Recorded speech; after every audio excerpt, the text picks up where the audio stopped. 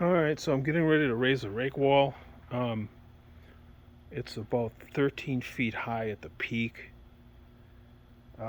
You can raise a rake wall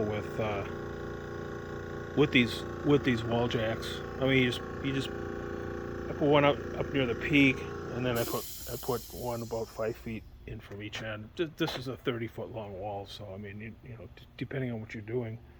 I have I've already applied my first rafter, 2x6 rafter, and then I've notched it. For the well, I don't know. Some people do it differently. I mean, I do it where you put 2x4 lookouts. Uh, they'll be like this, and then they'll go back to the next rafter or two, and then they stick out. Usually 12 inches. You cut them off, and that supports your fascia, which is another 2x4, a sub fascia, I should really say. But some people do it differently. Some people cut small blocks and put them along. Either way is correct. This is the way I do it. So anyway, yeah. So I've already done that. Applied this, and then applied this one because the bottom of the hardy soffit will get nailed here, and then of course your roof sheeting is up here. So anyway, so that's all done and applied. Everything you can do on the ground is always a lot easier than doing it up in the air or doing it off a ladder or whatever. So I try to put as much on as I can.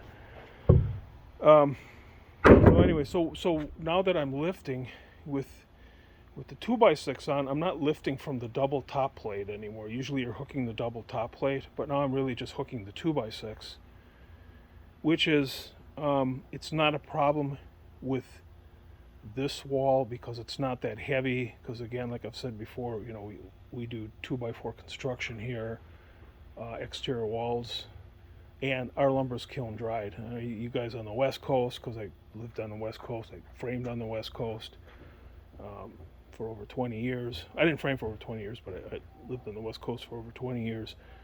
So there, the lumber is green and it's heavy as heck. I mean, it's probably 4 times as heavy as a kiln dried piece of wood. And then you often do 2x6 construction, so the wall could be quite heavy.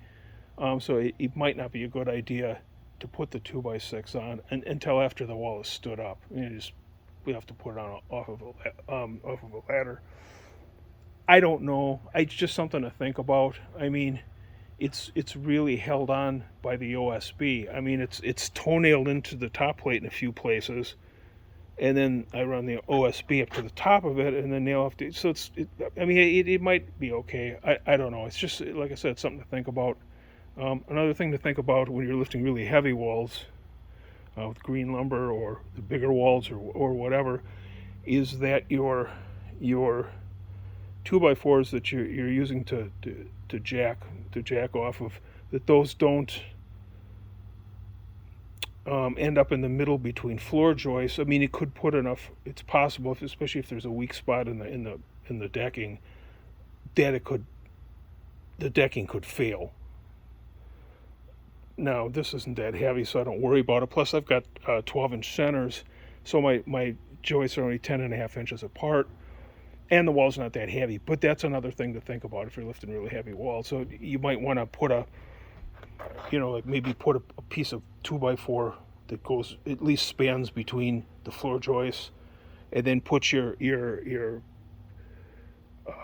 pole 2x4 that you're going to jack from. You put that on top of here, and then put and then nail this into the floor. It could be a couple feet long or whatever, and then put your small block there, and then nail that on top of it. So that way, at least you're dispersing the load across a couple of floor joists, and not putting all the. It's a point load. I mean, it's a heavy point load, really, and so it's something to think about. Let's see what else, and then I've got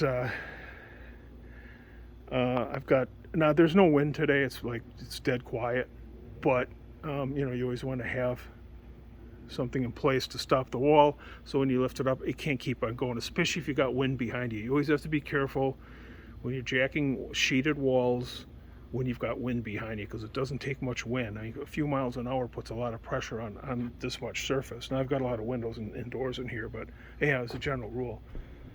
So you want to make sure that that your wall doesn't keep on going.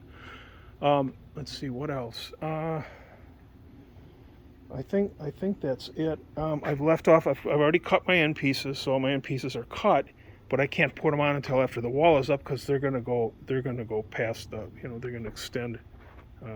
So anyway, so I've got them cut and they're ready, and then I'll fold the paper back. I left the paper loose, and then once the wall is up, I'll put those plywood on, and then put the paper on. I did that on both sides. And here too. So this piece here, and here's the top part of it that'll go up here, and then that piece will fit here. So after the wall is up, then I put on, because it's gonna wrap around the corner of the wall, obviously. So okay, I think that's it. Another few pointers. That's about jacking rake walls with these wall jacks. Works great. Just gotta think about what you're doing. All right, back to work.